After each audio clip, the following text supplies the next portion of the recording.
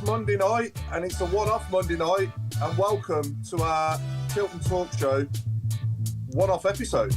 I'm Paul Hipkiss, and we're sponsored by Small Affordable Cars. Tonight we're joined by Claire Giblin. Good evening. Mark Adams. Hello everybody, good evening. Craig Courtney. Good evening everyone, and welcome to the summer. Chris Browne. Good evening.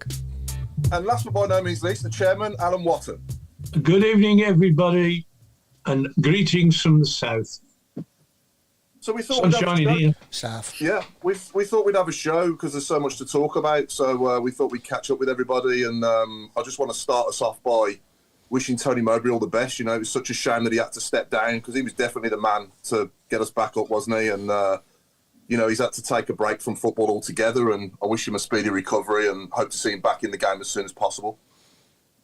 But we move on, obviously, as a club, unfortunately, and you know, we've made a very left field appointment, I'll say. It's a guy I'd never heard of a week ago, but it's certainly an exciting appointment. You know, another young manager who's looking to make a name in the game, and you know, let's hope he's the new Kieran McKenna or the new Mikel Arteta, or you know what I mean? There's somebody who was an assistant that can step up no problem into the driver's seat. But I'll start with you, Craig. What are your thoughts, mate, on Chris Davies? And had you ever heard of Chris Davies a week ago, or was it just me?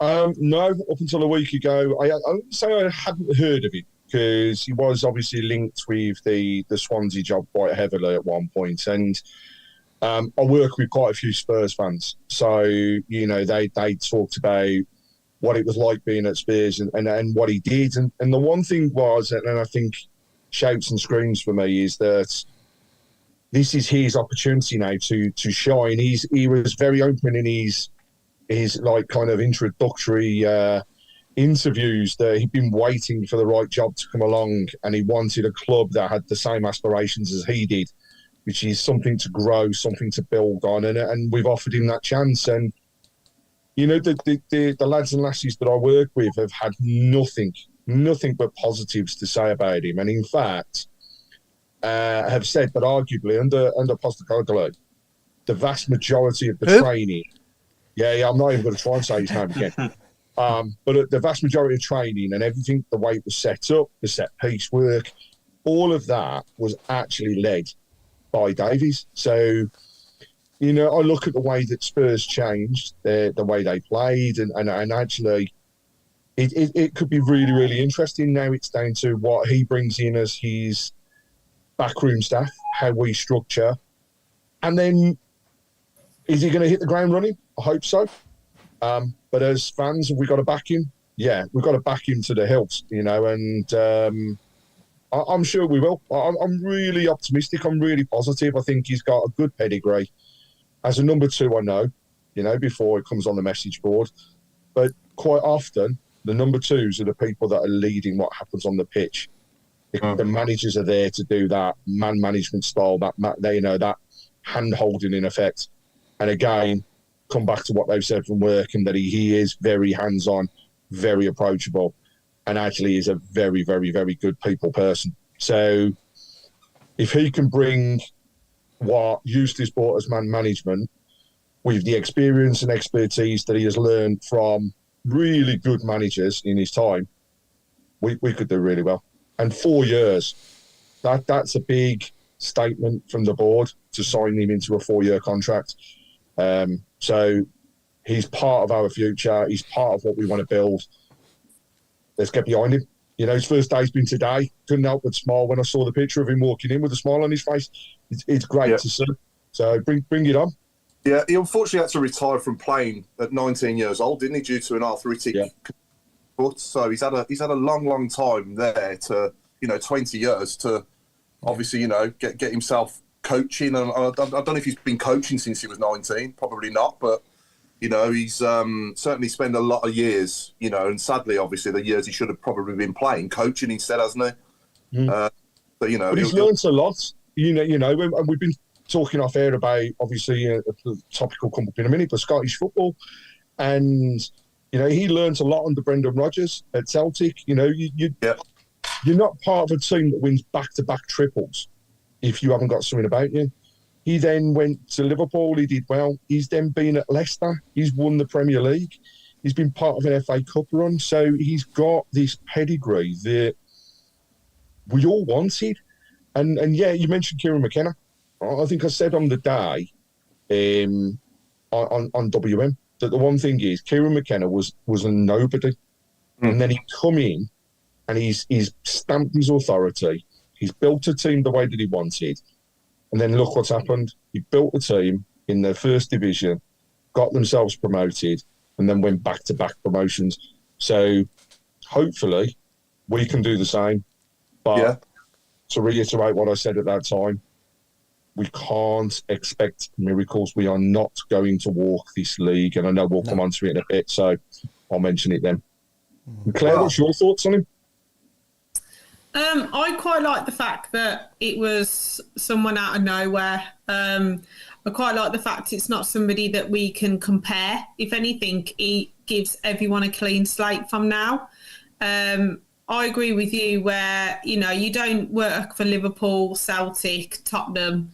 Was he an analysis person as well somewhere? Yeah. So he's not daft. Obviously, we've got to give him time. But hopefully he's got some contacts in the game and he's coached some players, even from like youngsters and things like that, that maybe are on the periphery of some of the squads and we can get. Now, if we were in the Championship, I think it would have been a totally different ball game. But I do like the fact that, we've been through thousands of, different information and 40 different people, and they've taken their time. And what was nice is that it was like, right, we're just going to say this is the manager now. It did take longer than people were thinking, and it's quite nice to not have the speculation anymore. But I'm optimistic. I think fingers crossed he can come in and do a job. I mean, 4-year contract. You're part of the project then, aren't you, really? I think the new things and everything else.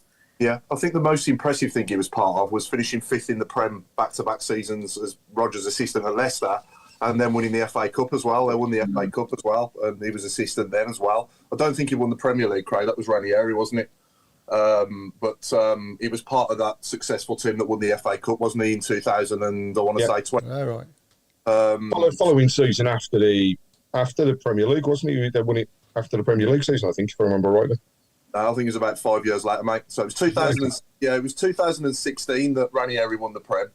And 2021 when they won the FA Cup, when Rodgers won the FA Cup. I think I'm 99% sure that's right. But Alan, correct me if I'm wrong. You'll know this. I think you're right.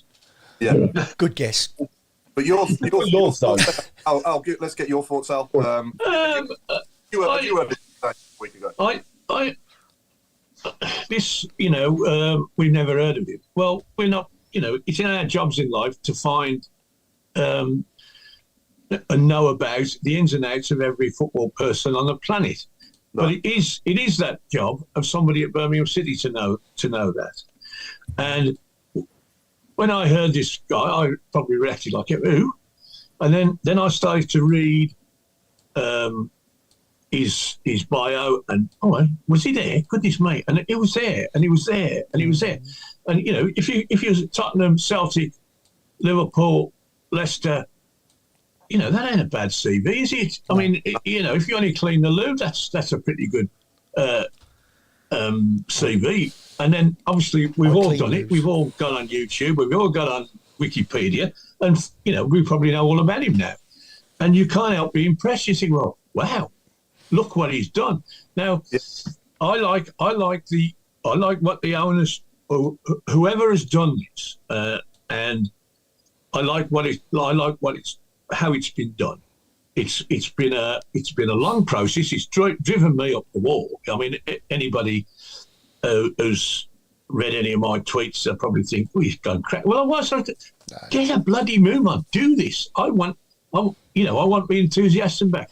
And then on Friday, I was in London on a trip with my son, and this suddenly arrived, and I said, we got a new manager. And he said, who? And he lives in London. You never heard of him. And then we both we were suddenly uplifted. You know, my interest is back. You know, you know me, I'm moaning about everything. Oh yeah. But I suddenly got, wow, this is it. And I'm starting thinking, I look at the fixtures, you know, we haven't had the fixtures out, but I've looked at the teams who we're going to play, and you think, well, there's only them, and that they might give us a game, and all that sort of stuff. And so I think it's a wonderful, exciting thing, and he could fall flat on his face. But I would not, where I can point the finger at all sorts of people in the last 12 months for making mistakes, some unfortunate, but mistakes nonetheless. I wouldn't do that with it. If he failed, I would say, well, we did everything right to get this guy, and it turns out that that's unfortunate, but I don't think it will. I think the way we've been professional about it has been marvellous, and I'm almost interested in things like fan parks and stuff like that. But this is great. Yeah, no, it is. Yeah. We wait to see what it's going to be like, next season. But obviously the pressure will be on him because the demand is there to take us straight back up at the first time of asking, isn't it, Mark? Yeah, I mean, I'm going to say it's part of the big reset, isn't it? I mean, I love the fact it looks like somebody at the club or some people at the club have done the homework, because this appointment looks like it's been really organised and really thought about.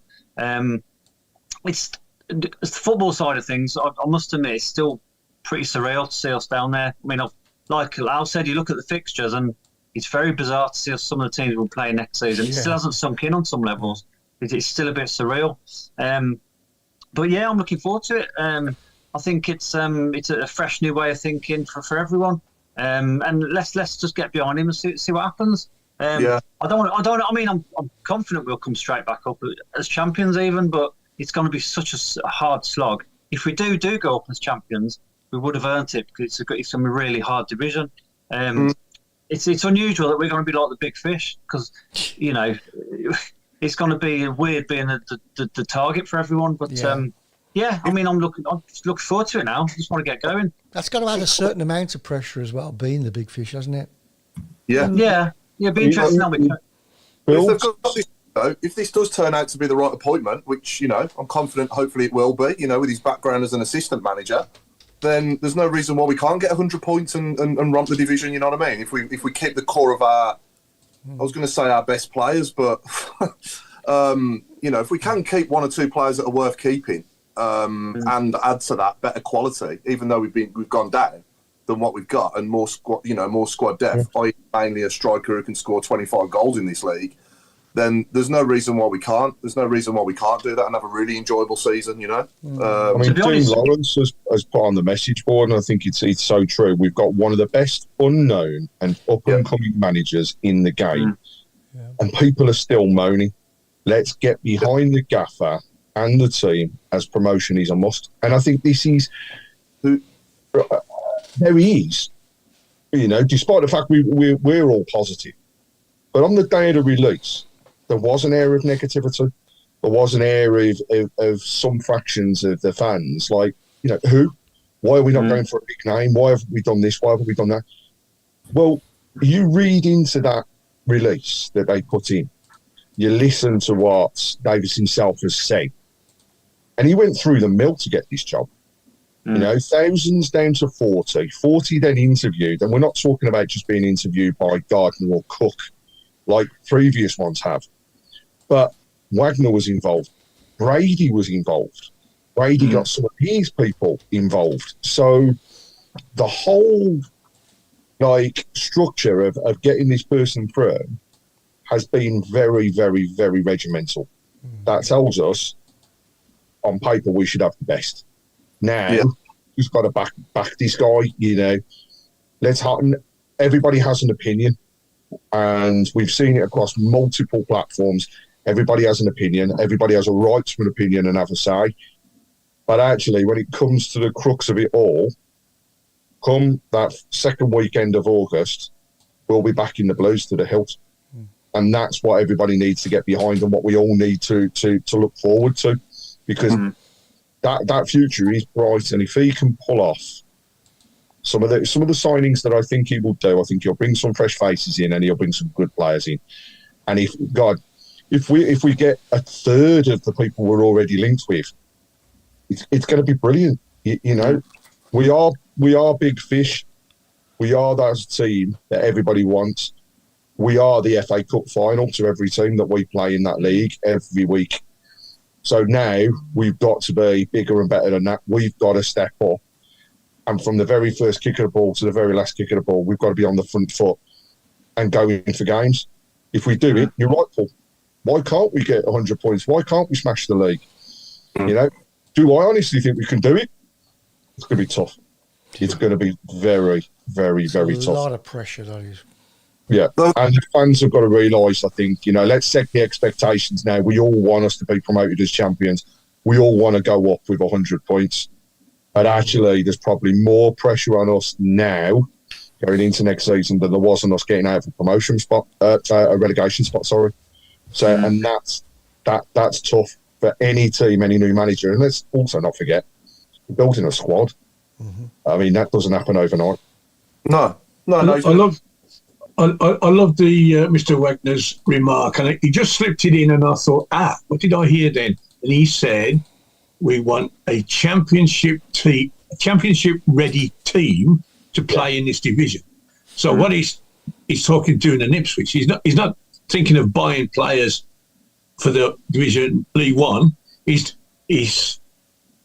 thinking of buying players that are going to win the championship.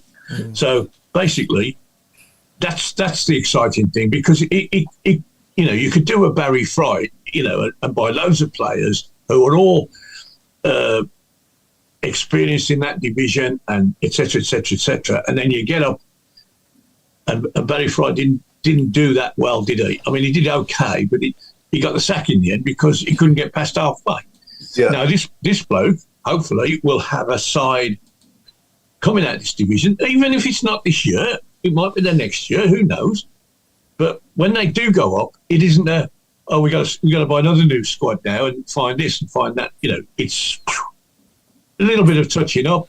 You know, I'd play here, I'd play there, and we carry on going forward. And that's the thing that really got my old ticker pumping, thinking, yeah, this is the way to do it. You know, you buy a championship side, and you win the League One. But then you'll have a championship winning side, and you win that, and then obviously then the money gets silly, and you start preparing for that. But I don't see any other way of doing it. To be honest, you've got to speculate to accumulate. Yeah. What are the restrictions on spending? Do we know? I mean, I know it's different, isn't it? They're far more liberal than being in that division above. Very, very liberal. Financial fair play. Yeah. Financial fair play is a rule that is in the Premiership and Championship, doesn't exist in Divisions 1 or 2. No. It's at the start of the season, the club will be asked to declare what they believe their income in terms of revenue will be. Right. Then, this is where it gets daft. As a newly relegated side, we can then spend up to, I believe, 70% of that revenue income without any questions being asked, and that's on players and salary. Right. The teams that are already in the league and have been for a period of time get a lower amount to spend. So straight away, you're on an advantage as far as the money is concerned. Got it. Then there's the additional side of it, which is, for example, we get to Christmas, windows about to open, we're in a prime position to get promoted, we want to spend a little bit of extra cash. We've already spent the 70% of our income. All Wagner has to do is go, I'm going to invest another 20 million into the club, and I'm going to take this in the form of shares. At that point, that is a gift from the owner in the form of a monetary income. That monetary income can then be spent in its totality on players. So it's completely different. But then you have to balance that off. Whatever they spend, then if they are to be promoted, kicks into financial fair play next year. So there is this balancing act. But the other good thing for us, and it is a good thing, is that these massive salaries that we've been carrying for the past 5-6 seasons in some areas are dropping away. So actually, come I believe it's the 1st of July, from the 1st of July, we're in a much better financial position than we have ever been as a club. And arguably our income and revenue is going to be up. So we can spend more. And I'm not saying we will, because I don't think we will go out and spend millions and millions and millions. We'll spend a fair bit, but we're not going to go over the top. But I believe, the money's there. If they're financially astute and they do the right things, it'll mean things like loans. They can pay championship level salaries in the first division because of the fact that we've got this extra money, and it's things like that we can then build on. But we wait and see. Cook's a shrewd man. Wagner knows what he wants to do. They've already got irons in the fire. I'd probably say they've probably got lining up, people to bring in. But I think what we'll find is a balance of experience and young, eager players. These people that want to step up and take. Then sometimes you have to take a step back, don't you, to go forwards. Yeah, definitely. As a club, we've done it. Players might have to do it as well. And Craig Gardner's still there. He's got the support now with the other guys that are there. We have moved people on. So some of those recruitments that we've made in the past, those people have gone. So it's a complete fresh face to the whole lot. And the manager, I think, will have a heavy say as well now in terms of what happens, because his head's on the chopping block if things don't go right. Oh, no, absolutely. And that's the main thing, isn't it? The first sort of, dozen games is where we'll get a good idea of, where we're at. And I think we will see a completely different personnel, mainly in the squad as well. But for me, if you can attract players that will step down from the Championship to League One, then there'll be more determination in them, won't there? Because they won't want to be playing in this division. If they're good enough to play in the Championship, say in the top 10 of the Championship, then they ain't going to want to be hanging around in this division for any more than one season either. So the determination will be to get us straight up at the first time of asking. And I will say, we've actually had a link post onto our message board. So thanks, Dave Twine, for putting it up. What I'll do is I'll take some snippets of that and get it posted to everybody. But that's worth a read, because it gives the full breakdown. And apologies, I said 70%, but it's actually 60% of turnover in wages. So it's for us, you look at it this way: 60% of potentially 40-50 million. When we look at those teams that are below us, they're not bringing in anywhere near that in revenue. So we should be up there, and we should be in a position to have plenty of financial clout.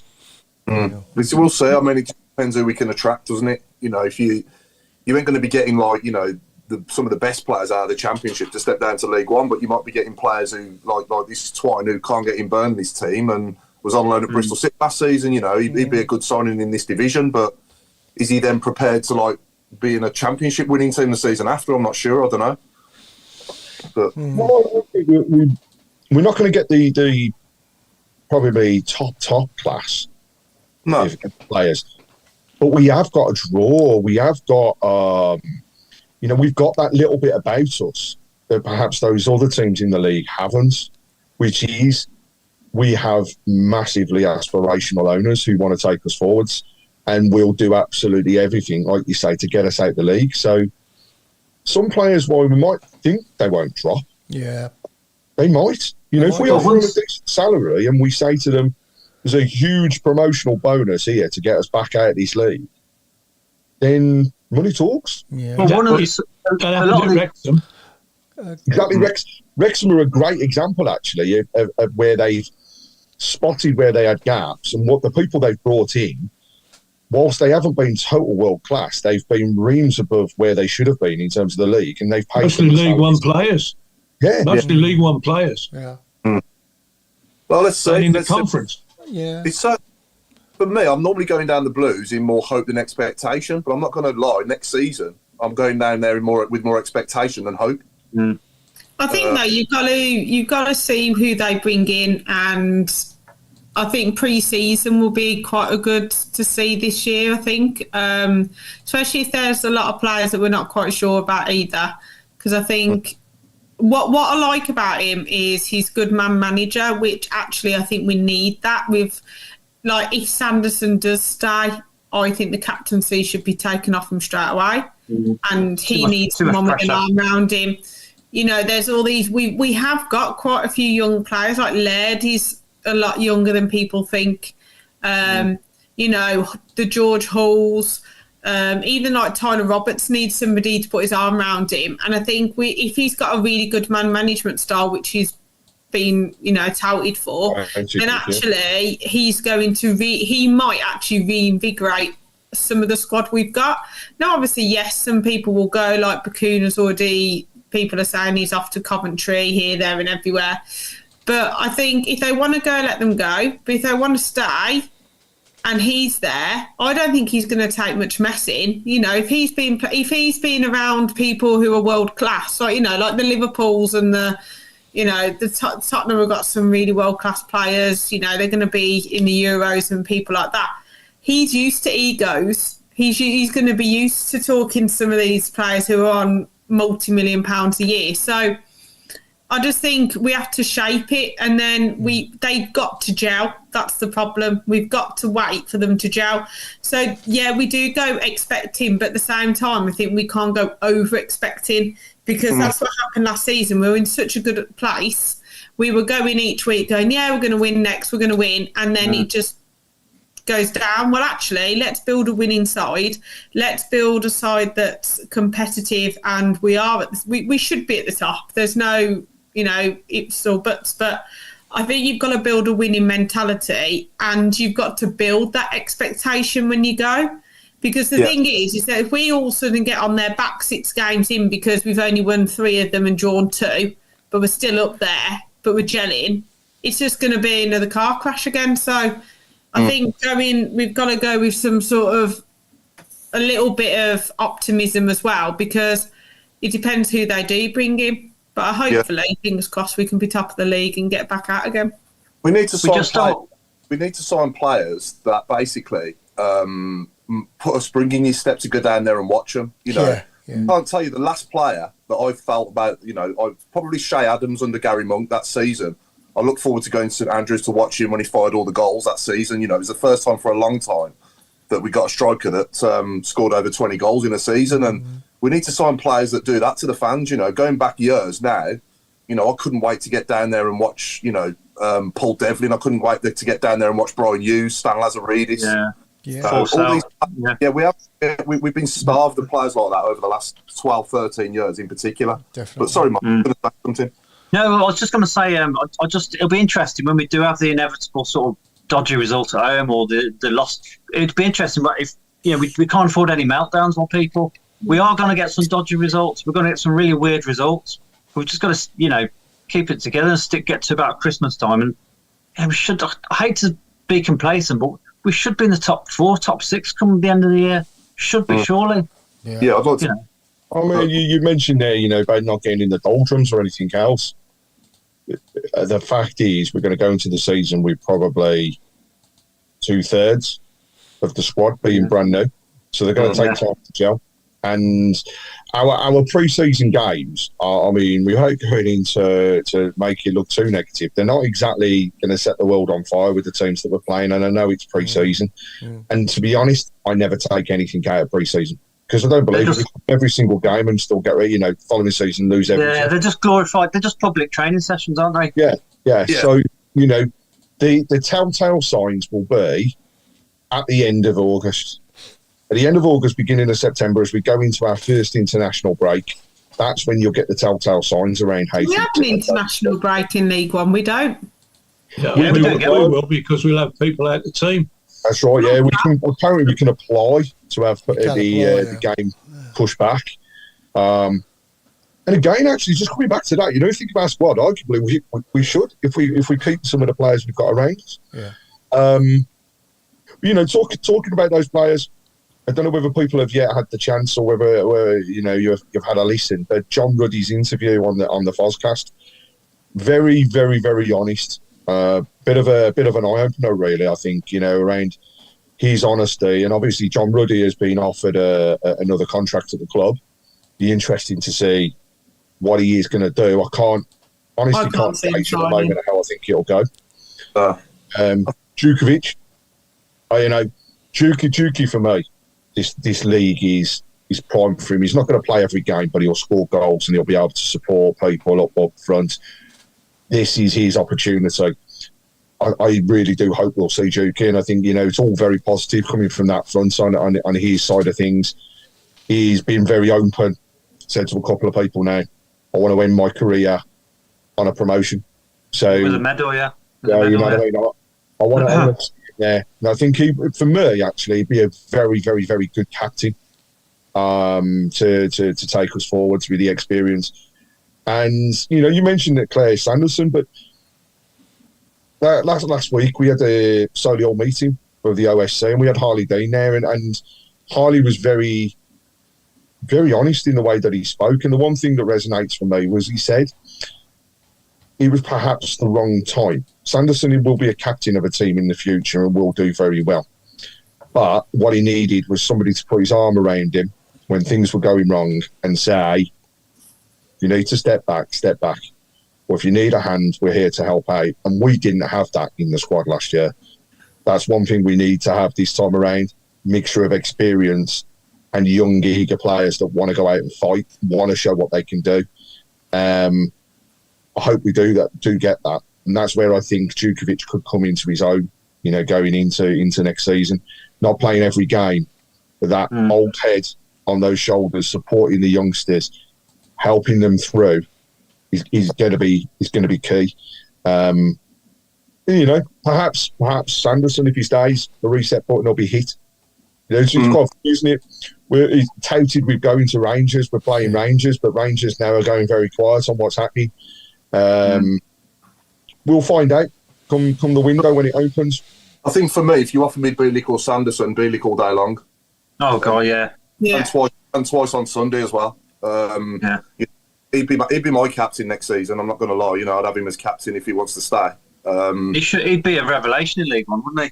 Yeah, absolutely. So and hopefully we can, keep one or two players, like I said. But for me, the away form is the biggest thing that needs addressing. That was practically what relegated us last season. And they need to address that because they're not going to have as big a following in these away games next season because there's not as much allocation. The stadiums aren't as big, so that definitely needs addressing, doesn't it? The away form. Did anyone expect a big sort of exodus of players? Because at the minute, I know they're all on holiday or international football, but I expected a big exodus. But at the minute, it's not happening, is it? So you do wonder. A lot of them are contracted, so they're contracted technically. There are players. Players can't go anywhere. We've got until obviously, isn't it the 1st of July is technically when it can all happen. We might see loads of them going, and if they do want to go, let them go. We'll just start afresh anyway, and we'll move on from them, and they will regret leaving. That's how I see it. Hopefully they'll regret going. So I think that they are still contracted. Like Anderson was very coy about it. We know that we've got him for another year. I think that was a great bit of business. Put it straight away, bang, here you go, contract on the table. And he was like, yeah, do you know what, I'm going to take it then, sorted. Yeah. He's one of them. I can see, I think Buchanan will be gone. I generally do. I think he'll go to a top half championship team. But some of the others, will teams want them after last season? That's where you've got to think of. So, we've got to build and, if they're here, we'll play them. If they're not, then we'll get somebody else in. We're in a situation that we're just not used to. Off the field, it's all looking good, and the club's in a good in a good position financially now, and they're turning it all round off the field. Yeah. But normally, when we've been relegated in the past, we've had to sell our best players, haven't we? We've had no choice. When we went down from the Premier League to the Championship in 2011, it was an exodus, wasn't it? And it's a bit different this time, isn't it? So, if they want to keep their best players and they are willing to stay, I certainly don't want to sit there and watch anyone who doesn't want to put the shirt on. So, good riddance if they do want to go, if that's how they feel. And I'm not going to lie, I wouldn't sit here and cry about any of them leaving, to be honest, after they've just relegated us. So I think there's one.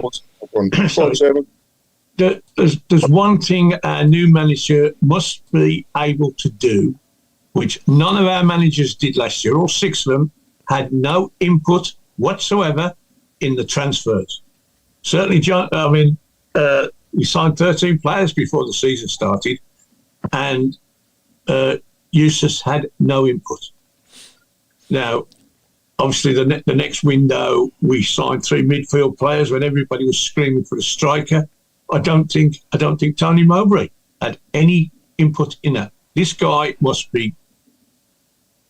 I'm not saying he should do it all alone, but he should be the chairman of that committee, right?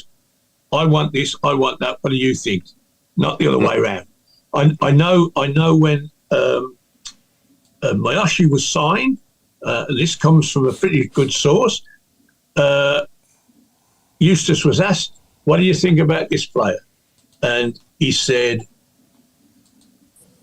"He's a bit lightweight for this league." And they said to him, "Yeah, we think you're probably right, but we've signed him anyway."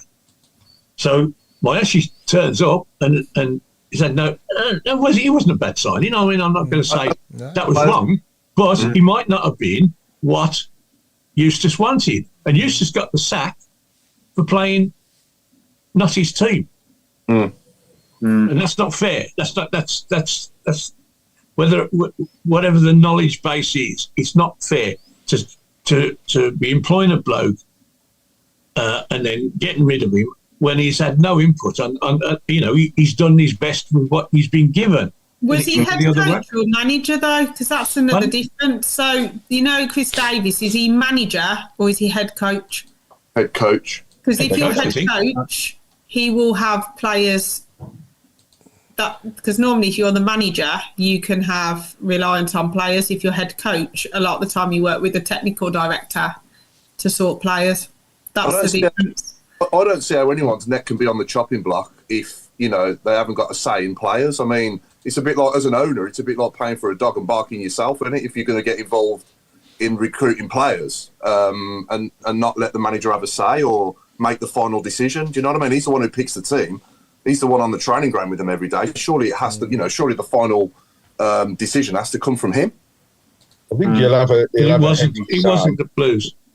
No. Well, I think this is the one thing, actually, and again, raised last Tuesday, funnily enough, and the question was asked, Tom Ross was there, so the question was asked around player recruitment and who was in control, and Tom was very honest in regards to what he said, which was heavily weighted around Craig Gardner and his, getting people through and his contacts, etc. Because at the time we didn't have the people that we could ask to spend the money on.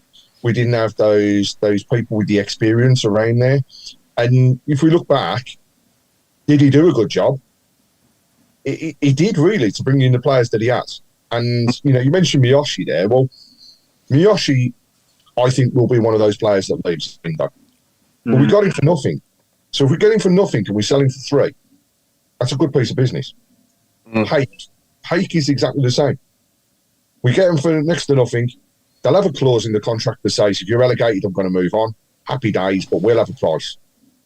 And at the end of the day, people have got to realise that, yes, the manager will have a say. I need to get myself this type of position. We want this type of player. But actually, that recruitment team, those people that are working in the background, are the people that are doing all the legwork. They're the ones that are talking to players. It's probably fair to say that before the end of last season, Gardner was already talking to players. He will be talking now. Tom Ross again mentioned the fact he played in a charity game the other week. And at half-time, he come off the pitch and his phone was ringing and he was talking to agents. This is on a Sunday. He said, so when he talks to Craig, it's one of those that it's a never-ending role. It's constantly on the go. So there's got to be that meet in the middle. I agree the manager has to have a say, but I don't honestly think in the current environment that in any team, any league, the manager has the full say on players anymore. Down to the owners, down to the recruitment team, because they want to build something that, they've already said it. They want a championship team in the first division. So he's got the experience from Premier League. He's got the experience of seeing the other leagues. He's got the experience of Europe. So he knows what to look for. He knows the balance. He'll put that forwards. They'll then do what they can do. But again, I guess we've got to look at it this way. We're in a state of flux. We've got to work with those people as well. Trust the people they bring through the door, because actually, let's look back over the record. We actually had a player that we've purchased that has then been sold on that we haven't made a profit on since Gardner's been in charge. And I don't think the answer is yes. I think we have made a profit on all of them. So we've got to do something. Yeah, no, yes, we have recruited some good players since he's been in that job.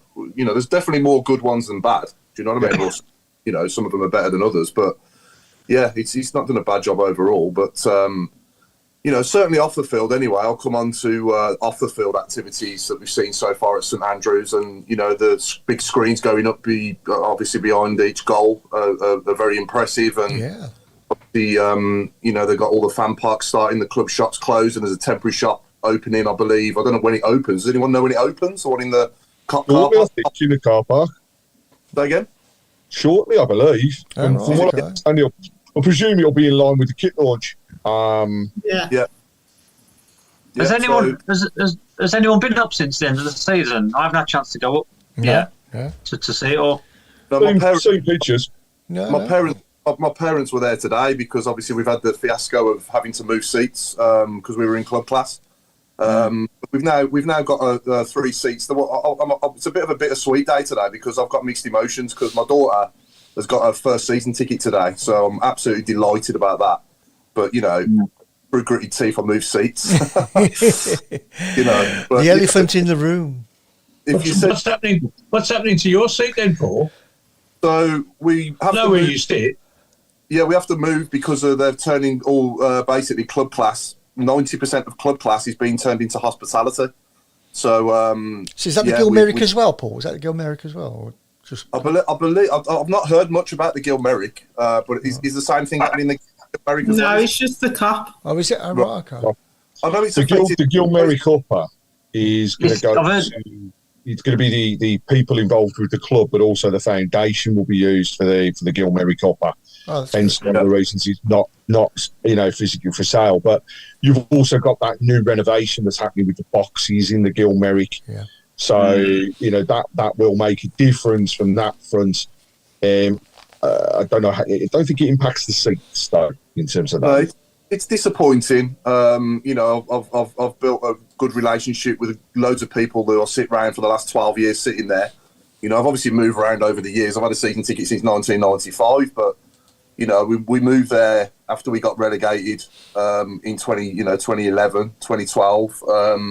And you know, it was actually Lee Clark, sorry. So Chris Shuton was our last season in Block 28 in the lower car, and then we moved up to Lee Clark when he came into club class, and we've been there ever since. It's a long time. And there's some fantastic people around us there. I'm going to miss every match day, and I have spoken to a couple today as well, and you know, they're gutted as well. But it is what it is. You know, I do get the money side of it. You know, and I suppose now in this world we're customers, aren't we? We're not fans anymore. Exactly. Yeah. It's all money. You know, and you know, on the season ticket front, though, I mean, it's been very mixed, hasn't it? The replies and what way everybody has spoken about it since it's been released, and yes, totally get, you know, the way the club class at the time was dealt with was far from brilliant. You know, to release season tickets, to release a video for everybody to watch, and then to say, oh, by the way, we're moving you, is probably not the best way to go about it. And you know, let's face it, they're probably known for a long time that this was going to happen, so advance notice could have been given. They could have done that a lot better. Yeah, I agree. But you know, overall, though, you know, they've stuck to one of the promises that they said, which was they want to attract families, they want to attract kids back to the stadium. And I think the pricing for families is absolutely superb. It's brilliant. You know, I'll say it's taking my 2 girls down. You know, I cannot knock £95 for a season ticket in the Tilton for kids. And I say kids, it's up to the age of 16, so it's far from kids. You know, it's great. And the family structures and ticketing in the Arthur's area, again, is such a brilliant scheme and a superb price for an adult and a child. Craig, we've just got to make sure, though, they've got to be quite hot on making sure it's kids as well. Kids, Do you know yes. what I mean? So I know with part of the men's match day thing group, we've been talking about, like, all the options because, you know, you got some kids sat next to, like, they're not kids, they're teenagers or young adults swearing and stuff like that. So hopefully they can sort that out. Yeah, spot on, Pete Taylor. More people will buy at half time because it'll be quicker and bring in more revenue. Got the space, may as well use it. Yeah, well, if it's going to bring money into the club to give us a better team to watch, you know, and get us where we want to be, then I'll move down 3 blocks, you know, and my daughter's with me as well. So, you know, me and my dad and my daughter will be... I sound like Fat Les, don't I? Me and my dad. No. Look at Vindaloo. But it literally, with hearing about what they want to do, it's going to be a massive change and it's all for the better. And everything is to do with how can we make everyone's experience better. Like, you know, even the app. So with the app, that's brand new as well. And that's just going to be fantastic. Been launched today, hasn't it, Claire, I think? Has it been launched today? Yeah, it's been sent out. So, looks brilliant. I've signed up and it looks nice. That's good. At least I don't have to keep crying more. But yeah, like it's really, really good. And some of the things like with the Tilton that's changing and things like that, I think it'll be just good for everybody really. And you'll see a difference, which is nice when you go to the ground. And also you can scan your own ticket, so get used to it. Yeah. I didn't agree with the adult season tickets going up, even though they haven't gone up by much. You know, after relegation, you should really put them down. But I suppose again, if we want these nice things, you know, we have to pay for them. I'm quite lucky. It's only is it about what 20% of people that have seen an increase? We have, Craig. Mine's gone up to £5. Mine's gone up £5. £6. Mine's gone up, but I will not complain because £6 in 10 years. You know, and that's the way I look. You know, rate of inflation should have been a hell of a lot more than £6, but I'll get 20% off with my NHS discount, so that's a massive saving for me. Do they do 20% discounts for people in prison? I'm impressed. Huh? People in Coventry. I live like a king. But no, I've got to say, that's a great scheme, actually, Mark. That's brilliant for shouting out because NHS, brilliant. Blue lights, all of those as well, you know, and our armed forces, the people that ultimately look after us. And I thought you said it was a good scheme, me being locked away in prison. There is that as well, but I didn't want to shout that on air. But no, I agree with all of them getting the discounts. I think that's the right thing to do. And also, you know, reading the things like term time ticket schemes and things that they're going to release for students and people that will only be back for certain games. There's a lot to come. And you know, bring it on. You know, come Thursday morning, I'll be there renewing my season ticket. Simple as. I think, Craig, with the notice about having to move seats in club class, you know, it wasn't just the disappointment of having to do that, but it was and the short notice. It was also the timing of the bloody email. I'm sat there Friday night in a wicked mood, you know, finish work, weekend, and then I get that email. And then suddenly, I'm like bloody, it's like night and day, the difference in me in the space of like 20 minutes, you know what I mean? So Mrs. was like, what's up with you? If you had a cat. Just to tell you the story about my weekend, I went to 4 sporting occasions on the weekend. I went to Lord's, the Oval, Wembley, and the London Stadium. And I went to each one with my Blues season ticket badge on. It's just a coincidence, the jacket I wore just happened to have it on. And the number of people, I probably sat with 130,000 people over the weekend. And the number of people who called, are you a Blues fan? And I say, and some were Brummies, and there was no Birmingham influence in any of the fixtures that I saw. I did. A bloke at the Oval tapped me on the shoulder who was a Villa fan, and said, "Are you a Blues fan?" Yeah. And he said, "Well, I'm a Villa fan." So I said, "Oh, okay, goodbye." And I didn't ignore him. I totally ignored him. Yeah, but people wanted to talk to me. I was in the queue. Are you a Blues fan? Well, sorry to hear you going down. And some of them didn't say they were sorry. They were happy, but it doesn't matter. They wanted to talk to me.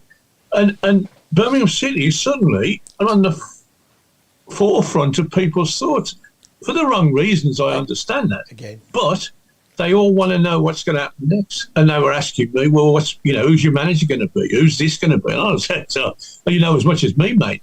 In fact, when somebody asked me that on Friday evening, I said, well, we've got this bloke, Chris Davis. I've never bloody heard of him.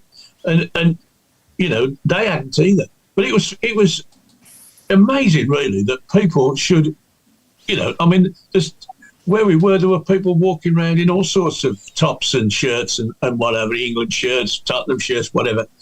But they picked me out and say, hey, are you a Blues fan? And it shocked me. But, why not? We are front page news again. Mm-hmm. Yeah, no, it's all good. I'm looking forward to the new season now, and like I've already said, delighted my daughter can come with us, and we'll see how we go, and hopefully we can hit the ground running from the first whistle. You know what I mean? Get off to a good start, and hopefully we can. So I certainly think we'll win more than we lose in this league. We'll enjoy more victories in this division than what we have in the Championship for the last God knows how many years now. So bring it on, as you say, Craig. But Claire, I'm going to move on to the Euros now. Is that all right? Right then, let's switch off. Just before I'm going to fall asleep in the corner. It'll be all right. When do they start? Anybody know? Yeah. So just Friday. before we do, Pete Taylor said, Mark, is it right that people in Coventry get season tickets on prescription? Forced. Yeah. But no, I want everyone to talk anyway. Are we equipped to go there and win this thing in Germany, Claire? I think we are. Definitely minimum quarterfinals, I think. Friday, was it Friday night? I can't remember. It was the worst game I've probably seen. And I've been to Blues away, so it was. Sounds Do you know what I mean? Like, I've seen some games in my time. There was no pace or impetus, or I don't know. I think nobody wanted to get injured, and I'm hoping that when we actually play properly that we'll be okay. But I think we've got a chance. I just hope Southgate isn't too defensive. Now he's got some of the, our forward line is one of the best in the world, not just the Euros. So I think France will give us games. I think Germany will be up there. Spain are always around there anyway. And there's always a dark horse, like a Croatia or something. Are they in it yet? Yeah. That they will have a go. And I think the games won't be easy. I think we do know some of a lot of the people that were playing. So it's got to keep going and just hope we get through and we can have a party after. Mm-hmm. Those that know me know I'm obviously a very passionate England fan as well as Blues, and I'd always put Blues first, of course, but it's very rare that they're both playing on the same day or at the same time, but that actually did happen, didn't it, in the last World Cup, if you remember. We played Blackpool away, and then England played in the World Cup quarter-final on the night. That's right, Oh, yeah. Probably never happen again in our lifetimes, but yeah, I think he's got the squad right. The only person I would have took that he hasn't is Browne. I would have took him ahead of Lewis Dunk personally, but everyone else I agree with, and I do like the way he's turned over a new leaf and actually picked players on form rather than the same old, if you know what I mean. And I've got to say, people won't like this on here. I know they won't, but I know what you're going to say. Yeah. I know you're going to mention it. I would have taken Jack Grealish. Yeah. Because he gives us another attacking option. Yeah, he gets the ball up the field. He can get you a foul in the 90th minute when you need one. Of course, yeah. I can't stand the bloke. No. I despise him. I can't stand him. But as a footballer, as an England footballer, I was shocked when his name was, and even Maddison's different as well. I'm shocked that he's taken Bowen and Eze. I thought it'd be one or the other. But I think Jude Bellingham has got so much weight on his shoulders in this. Yeah. And he's got to play. And if he performs, Ballon d'Or, there you go. Yeah. 100% was a good example. Everybody says England is not a one-man team, but actually, how much did we miss him on Friday? The drive moving forward. Foden lost without a player around him. But, going back to the Grealish side of things, he's not had the best of seasons. He's not really played, though, to have that best of seasons. But the one thing that he will always give you, and Claire, you've just alluded to it there, really, is, you know what? If he gets you 10 free kicks because he's been fouled, that's 10 attacking opportunities that we will have. Yeah. I don't think we've got a player on the squad at the moment that gives that same sort of thing, that bit of difference. And actually, Friday night was crying out for him to be there. I don't like talking about him this positive, but actually, I really do think he's one player that I would have taken. I don't think he deserves it, though. He's done it on current form, and Eze has got more goals on his own than Rashford and Grealish put together. So he definitely deserves to be ahead of them two on current form. You know, and Maddison as well had a great start to the season, got injured, and now he's missing out because of the likes of Cole Palmer obviously emerging this season. You know, you can't leave him out. So we've just got so many options in these positions in that front. You know, in that three behind Harry Kane, there's so many players that we could play there that are so good as well. You know, but I think the only position for me really that's up for grabs is that third position in midfield, isn't it? Whether he goes with Trent there or Mainu, or you know whether he plays Foden in the middle and puts Anthony Gordon left, or Eze. I don't know what he's going to do, but I think the other problem is left back. Yeah. I think we're really, so weak. I like Trippier, but because he's not naturally left-footed, and we've only got really Luke Shaw there, it makes you a bit nervous. I mean, I don't know whether Kyle Walker can go over, play Trent on the right, but then do you want Trent back? So I think the left-back position is another one where I think teams will hit us because they will know that Trippier is more right-footed. Yeah, definitely. It's a shame Ben White obviously couldn't sort his problems out with whatever the issue is. Perfect. Whatever the issue is there, it's a shame because he could have played centre-half next to Stones, couldn't he? But I think Mark Guay will come in from Crystal Palace and hopefully he'll do a good job there. I do like him. He's quicker than Maguire. But Maguire has played well for England. He pops up with a, But Maguire's good in the air, though, when we did look very short as well. It reminded me of the Blues, actually. Just very short. No.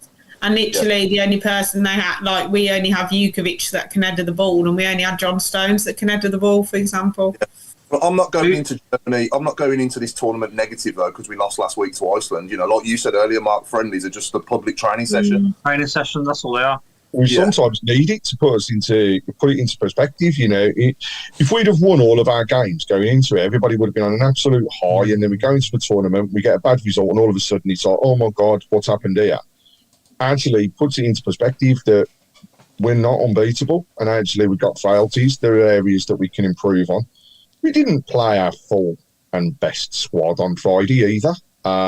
You're right, Claire. People had their foot off the pedal a little bit. Yeah. I'd have probably swapped it around and had the game before with the full squad, and this one with those players that were either tickling on the edge or weren't going. You know, it would have been better from that perspective. I think you mentioned Trent Alexander-Arnold, right? When he came onto the pitch, he was pinging the ball for fun. I haven't seen a ball, knock a ball around like that for a long time. So he, to me, would start. And I think that would be a difference where you free up a little bit of space for Foden and Bellingham to go forwards. The weight of expectation on Bellingham is huge. Massive. This will be make or break for him in terms of the England side. You know, I think he is an England captain in the making. If he comes away from this and he's had an absolute stormer, then he is, for me, dead set for the next England captain. I don't think there's anybody else in that squad that you would look at and think, do you know what, if Harry Kane wasn't there, who would you put there? Can't be good, isn't it? It'll be Declan Rice is the only other one, isn't it? Possibly, but that's it. Right. But let's go around the panel then. So I want to ask, and our viewers as well, put on the shout box, where are England going to finish in this tournament and who's going to win it? So I'll start with you, Claire. Oh, I would love to win it. We all? I think we'll do semis. Yeah. And I think France will win it. Yeah. So we'll lose to France in the semi-final. Yeah. That's exactly my prediction as well. So, yeah. Craig? you're not going to be surprised to hear I'm going to go opposite than that. I think we can get to the final. I think we'll go one better. I think we can win it. I really do think we can win it. I think we've got the squad, the mentality, and the tournament experience to go in and do it this time around. You know, we've been there. We got to the final. We just probably let too much go to our heads when it came to that final before. We didn't take our opportunities. This time around, we can do that. And do you know what? If we beat the likes of France, then there should be nothing stopping us from going through. They are the team to watch. If there was one team to knock us out, it's going to be them. But actually, I still believe that we can get past them. So I'm going to say I think we can win it, and I do think we're in that position where we've got a squad at the age where we can do it, and then a squad that we can build on as well, ready for World Cups next time around. I might be in hospital having my stomach pumped if we do. See, we all go on about sales of alcohol. Everything can be got bank holidays every week for the rest of the year. There we go. Yeah, 100%. Mark? I've got a funny feeling we're going to get to the final again, but I think France are going to win it. So I'm going to say a France-England final. I don't think that can happen, can I don't think it can happen. All right, then we'll win it. No, I think we'll be runners up again. I don't know why. I just got this feeling we're gonna lose again in the final. But I'm not sure who's going to win it. To be fair, for France, the ones to watch, though, I think. Alan? So, I think we can win it, but I still look at the back five and think there's a mistake there. Yeah. You know, if they don't, then there's no reason why we can't win it. But there's a mistake there. I just hope you know they have a tournament. I was looking at the World Cup '66, and pre-tournament we played 3 games. We scored 10 goals to 0 in the 3 games: Norway, Finland, and Poland. We didn't concede a goal till the semi-final, and we didn't play an unchanged side until the semi-final. So all this preparation, you know, we get to before the tournament, and that's the squad, that's the team. You know, it don't work like that.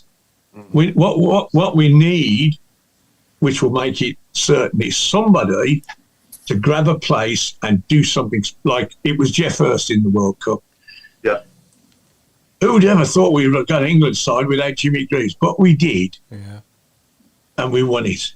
And it evolved even when the tournament was on. It didn't evolve 12 months before while we were experimenting. It evolved actually during the tournament. And I think and I can tell you another team in Italy, Poland. They did exactly. They found a striker. Can't remember his name. Who finished leading scorer in the tournament, and he wasn't in the side before. And they suddenly found this bloke, and woof, they went a long way. I can't remember exactly where. And I that's what I'm looking for. Somebody to, and it could be an established. It doesn't have to be a newcomer. It just could be somebody who grabs the thing by the throat and is the player of the tournament. And you say, well, that's, you know, that was world class. That was a cutter ball. We know they're good players, especially up front. But one of them, and let's hope it's Jude. But we certainly need somebody to grab it by the throat and say, we're going to win this. Yeah, absolutely. And he's Jude, isn't it? He's, like Craig said, he drives us. He just drives the team forward. He gets everybody. He just gets that extra 25% out of the players around him as well. He's just phenomenal. It's scary. In the European Cup final, he did very little. Yeah, I know. But the second goal, he made that. I know. And that ball was 2 inches off the bloke's toe. He went straight to the bloke, and my missus could have put that in. Yeah. That's, you know, the one bit of class, the separation. Yeah, I've always said when I die, I want to see my club win a major trophy and my country win a major trophy. I'm halfway there. You know, so you've obviously seen it, Alan. What was it like in 1966? Where was you when we won the World Cup in '66? And how old was you then? 15. Okay, do you remember it? Like it was yesterday. And I also remember looking. I watched it at my grandmother's, and I also remember looking out in the street at half time, and it looked like the world had ended. There was absolutely nobody at all. There was a car moving. It was a wonderful thing, but it was so different because we had a football team who represented us, not a commercial entity, which the England side has become. It was just the 11 best players that we could find, and of course, they were all because the best players in the first division were all English, not foreigners. Yeah. Then we got a good team. Yeah. We got to get a good team because these were the best in the first division, which was still as good a league as anywhere in the world. Yeah. That's our problem now. Some of the guys. I mean, you're talking about Grealish hardly played for Manchester City in the last 6 or 8 weeks. Doesn't deserve to be very, does he? You know, that's why you have to reward players for their club form, and that it's always been.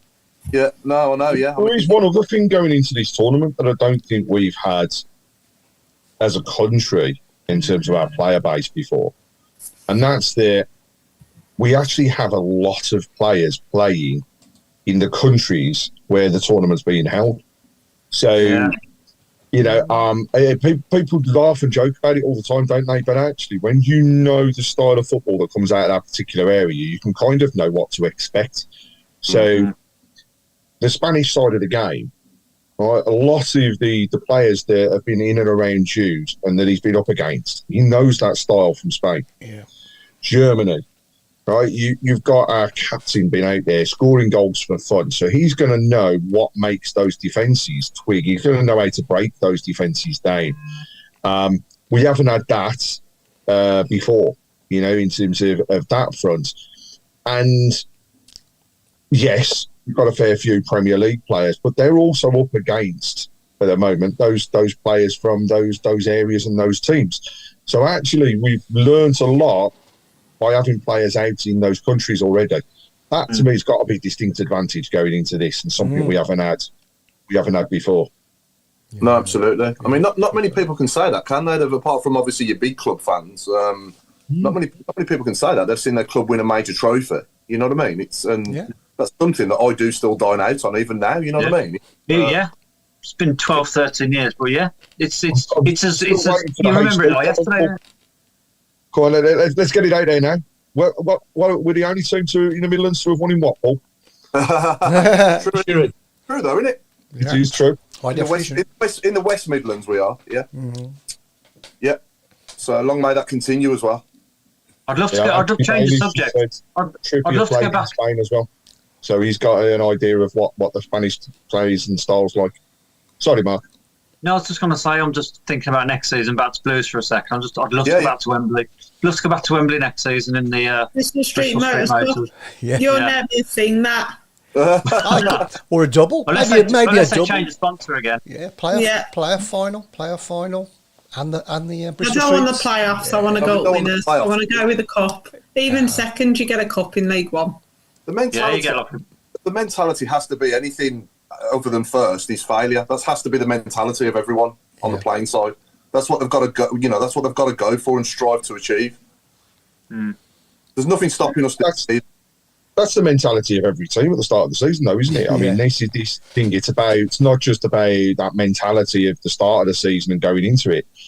It's about actually thinking to yourself that come April, May of next year, you want to be back into the championship. I mean, you want to set expectations high. Then come into the next year, you want to be promoted. We want to set the stall out. That's the target. You want to be promoted at Easter or in a position where within a game or two, you're going to be up. So that's where they should be targeting. But I agree, some of it comes down to mentality. The rest of it is how you keep the team on an even keel as well, because the manager's got to get them up for the game. He's got to pick the right team. But then also he's got to make sure that team can maintain those levels. And, let's face it, Division 1, everybody's just going to want to kick you. They're going to kick you in the air. You know what I mean? It's going to be one of those that you can see it coming clear. You can have a really good player on the field. And what's going to happen? Somebody's going to go through them in the first 5 minutes. We've got to have that type of player as well. When you think of the advantages that we're going to have, we've already talked about the financial advantage. My dear local team here at Crawley are now in the same division as us. Their average gate is 3,500, right? They had a few more at the end, obviously, when they were going for 3,500. And we got to turn up at this little poxy ground with about 300 supporters because they can't get any more in, right? And then we've got no local derbies to worry about. Closest is Burton. I know we never win there, but you know, we will have a big enough squad, so we'll be able to play a shadow squad in the Leyland DAF or whatever they call it, Bristol Street Motors. Yeah. So we'll have plenty of time to get the squad players moving and fit. There'll be plenty, you know, if we keep winning, then they'll keep playing. So with so much advantage that we've got over these teams, that what can go wrong, please? Don't say what can go wrong? You've said it now, Alan. That's it. It's all over. Let's write the season off. It's gone already. It's mid-table. I'm going to click. I can also picture. I mean, Claire mentioned it. We've played 6 games. We've won 3, drawn 1 and lost 2. And this is dreadful. Oh my God! Well, that's and I always have to think of the past. Now, first season, Barry Fry, we went down. First game of the season, we lost at Orient. Oh, world's coming to an end. Following week, we beat Chester 1-0, which wasn't very good. And then in midweek, we played bloody Wycombe Wanderers and Cyril Regis. It was always our plague. Scored the winning goal. We lost 1-0. So we played 3, lost 2, won 1. And we won the league in the end. Yeah. And then it suddenly came together. I think the pressure starts to go away and you start thinking practically, you know, well, we've lost these 2 games. Where did we go wrong? What we did this and this and this. And the pressure disappeared. You know, you start thinking about what you're doing rather than what you hope to be doing. Can we put it that way? I like Anthony Bailey's comment here, actually. I just saw that, break the season into 4 blocks of 11.5 games and then set the points target. So, for example, set 24 points the first 11 basically 11.5 games, etc. And it's so true, that is, when you think about it. You know, it's not a sprint. The league is a marathon. And, you know, you just mentioned there about the Bristol Street Motors Cup and everything else, and actually playing the youngsters or getting people fit. Arguably, we could have a team that we have to keep together to try and build the winning mentality, and that's key. That's the first thing that we've got to get back, is a winning mentality. And I don't care whether it's a scrappy 1-0 win with a goal coming off somebody's backside in the last minute, or whether we're going and spanking teams 3-4, 5-0. The winning mentality has to be built and it has to be maintained. That will then help everything, and the confidence will just grow. That Barry Fry side went a record 20 games without losing. Yeah, 20. We'd had this dodgy start, then we went 20 games and we lost at York. Lost 7 games, I think. We lost at York, and the wonderful Uriah Rennie was in his first season in Football League, and he booked every black player on our team. And we lost 2-1, and John McCarthy got one of the goals for them. But it wasn't there was, we were falling apart. We just won 20 games on the trot. We lost 1. And then we went on and won another 10. You know, that was the difference. We've got to be, like I think you said it, Craig, we've got to be, hope. What did you say, Paul? Expectation rather than hope. Yeah. Hope rather than expectation. Well, you're right, but we've also got to be prepared to be disappointed every so often. You know, drop a silly point at home. Yeah, it's not the end of the world. Wow. Because teams will come and stick the bus in front of the goal. You know, I was looking at those screens thinking, well, put them in front of the goal. We won't concede many, but it's just getting used to this situation that we find ourselves in. You know, we play Northampton or somebody like that, and I can think back when we played Northampton in the third division years ago. We beat them 4-0. We lost at Northampton. Yeah, we Claire. went there. We got beat. Yeah, Yeah, absolutely. Claire, you're obviously home and away regular. Are you concerned about not being able to get any tickets for away games next season due to the small allocation? I'm hoping. I think I did 23, 24, so I'm hoping they have an upper platinum. If I can't go to a game, I'm not going to be very happy. So I'm praying that it's fair. That's all I expect, is that, it's given to the people who are platinum, who have been up and down the country, who have a season ticket as well. I'm hoping that, they're quite stringent on it, because if I hear that somebody who doesn't go to a game has also got a ticket, I think that's when it's going to affect us more. But I think normally there's about 1,000 of us, so if it's less than that, then... And it will be, won't it? You'll be the only ones to be able to get a ticket most games. Certainly at Crawley, if you get 1,000 tickets at Crawley, you'll be doing very well. Thing is, if they're extending hospitality, which obviously they are, then they get priority over anybody for away games, don't they? No. No, just to clarity on that one. This was asked before, actually, and it's not the case. It's exactly the same as what you've got at the moment. So if you've got somebody in hospitality who is a platinum, traveller and everything else, then they will be treated as a platinum traveller. Anybody that's in hospitality and silver would be exactly the same. And it's... Is it just the box owners then, Craig? Is it just the people that own the box? Box owners do get some, but it's only a very, very, very small percentage of the tickets in comparison to what goes out. And that's always, it's always been the same. But I know that there's so much work going on regarding the away ticket allocation. We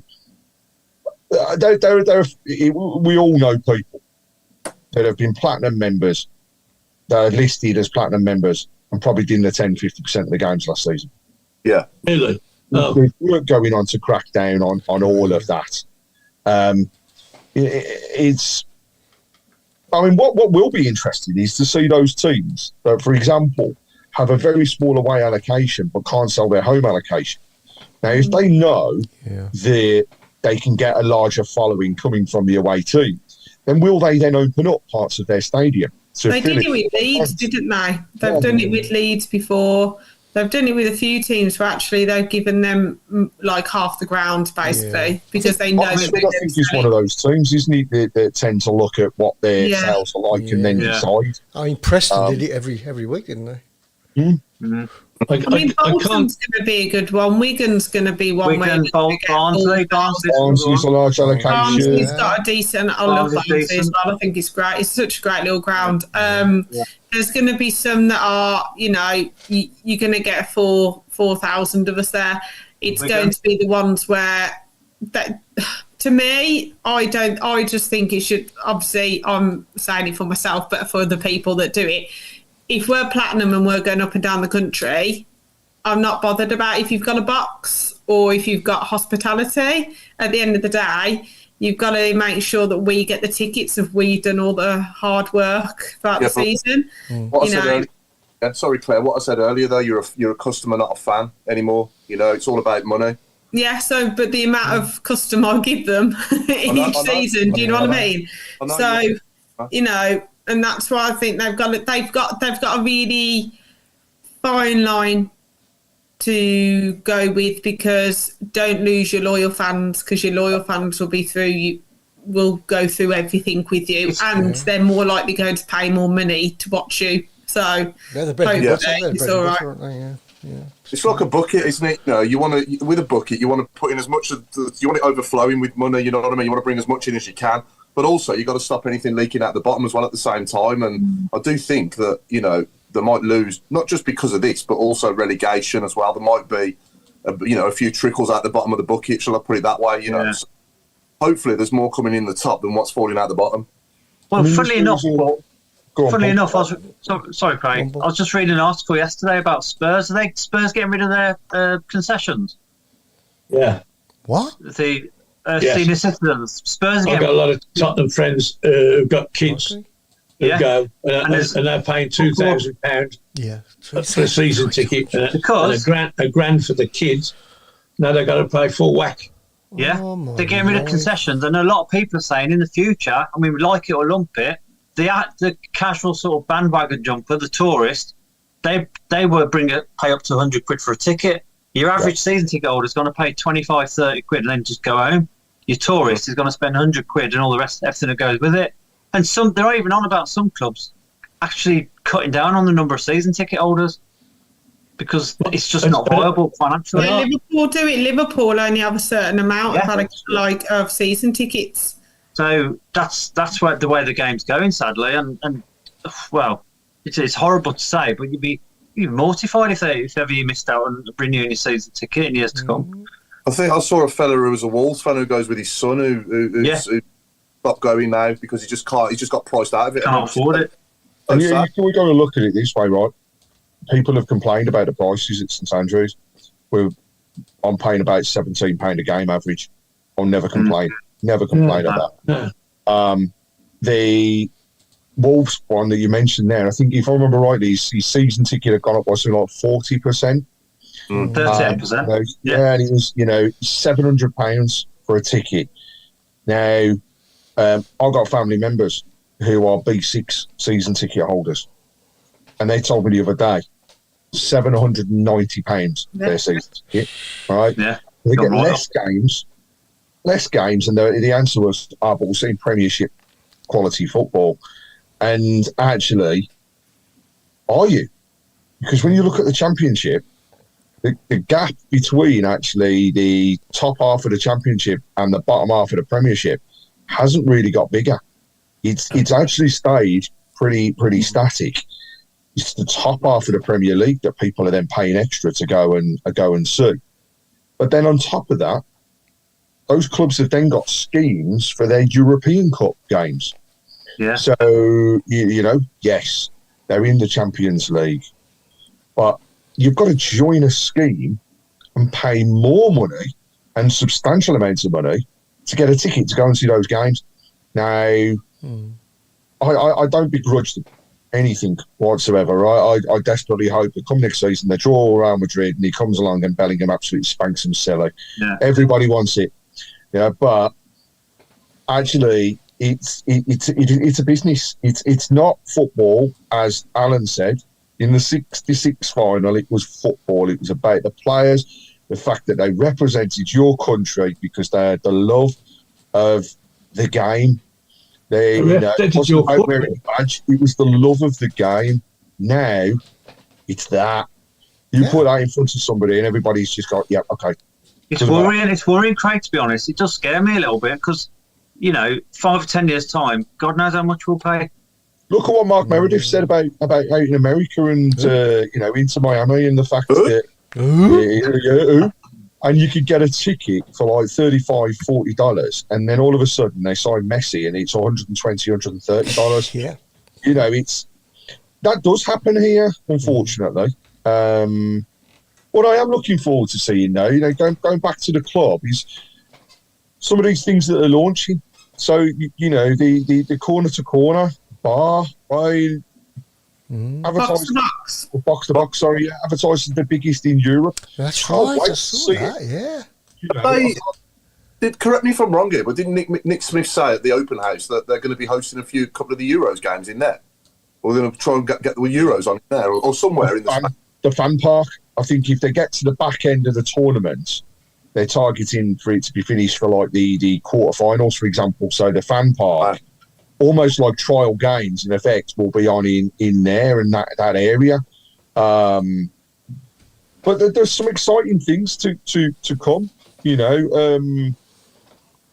knows what they've got planned next? Because I don't think this spend that they're putting in now is going to be the last. Well, no. Dare I say, redevelopments of the main stand. It's still happening. Yeah.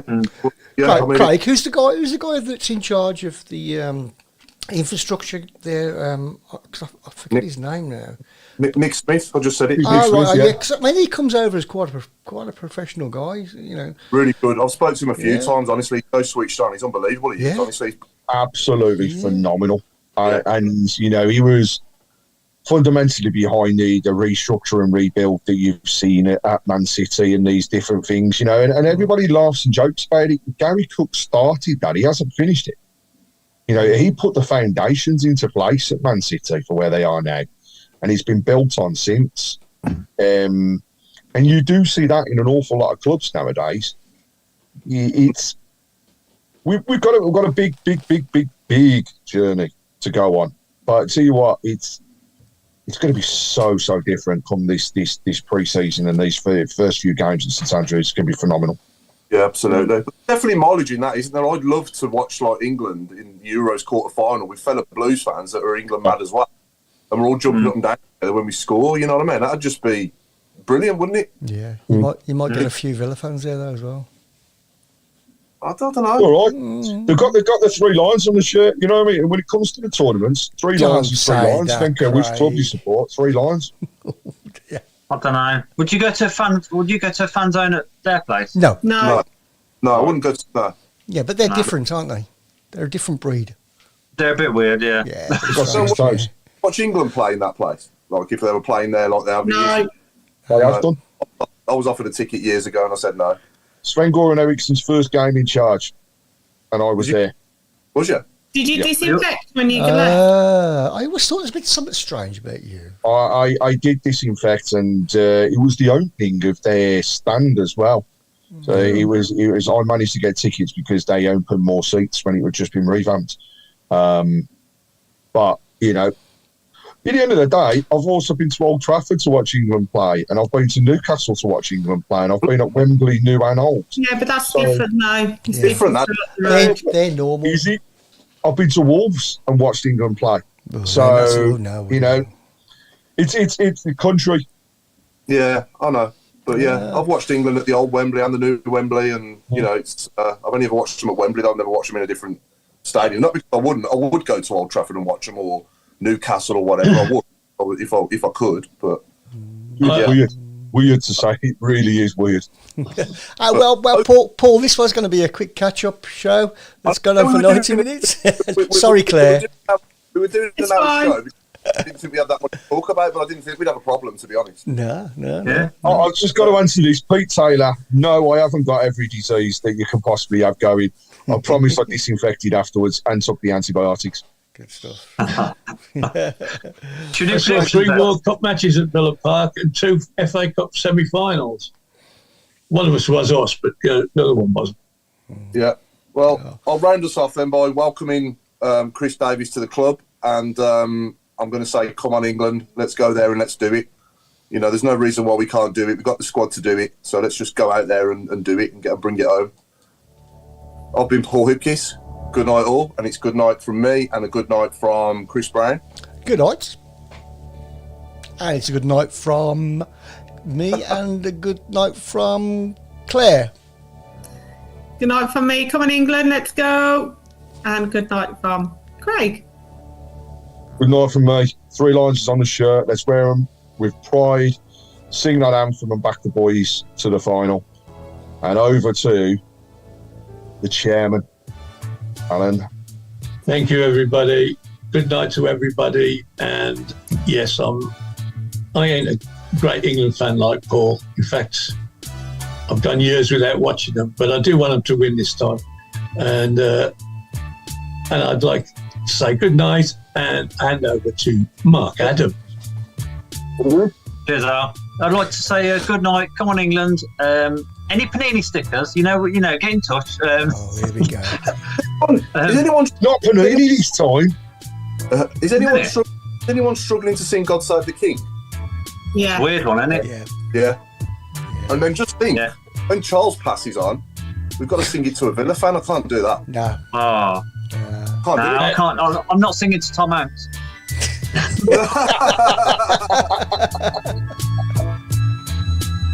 Good night, everybody, and thanks for sticking with us. See you soon.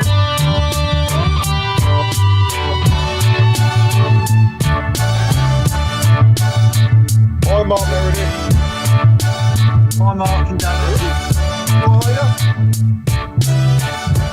you? No one asked me who was going to win the cup. Who's going to win the cup, Chris? Forgot me. Who's going to win the cup, Chris? I'm going for Germany. England to scrape out of the out the group. Yeah. So we're going out in this first knockout phase. Yeah. Sorry. People can't see, but Mark Adams is grinning at that one. I think he's got a secret bet on Germany. No. Sorry. I went to Wembley on Saturday. Right, I'm going to go, guys. See you later. And there were 3 matches on the rugby. There was the women's final, there was the main final, and there was a second division final on. And they sang God Save the King 3 times. And they sang Abide With Me 3 times. And it was absolutely breathtaking. It really was. I've never been, obviously got